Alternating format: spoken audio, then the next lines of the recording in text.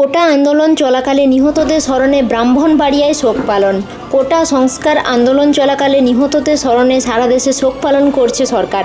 এরই অংশ হিসেবে মঙ্গলবার 30শে জুলাই বেলা 11:30 থেকে ব্রাহ্মণবাড়িয়ায় জেলা আওয়ামী লীগের পক্ষ থেকে শহরের বঙ্গবন্ধু স্কয়ারে বিশেষ দোয়া, কালোবেশ ধারণ ও অবস্থান কর্মসূচি পালন করা হয়। এ সময় জেলা আওয়ামী লীগের সাধারণ সম্পাদক মাহবুবুল বারী চৌধুরী মন্টু বলেন, গত কয়েকদিনে কোটা আন্দোলনের নামে সারা দেশে সহিংসতায় নিহতদের আত্মার শান্তি কামনায় দোয়ার ব্যবস্থা করেছি।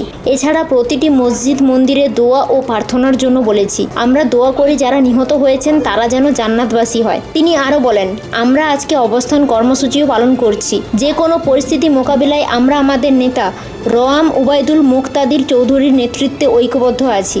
জেলা আওয়ামী লীগের সিনিয়র সহসভাপতি মো হেলাল উদ্দিন বলেন, আজ আমরা সারা দেশের ন্যায় দোয়া মাহফিল কর্মসূচি পালন করছি।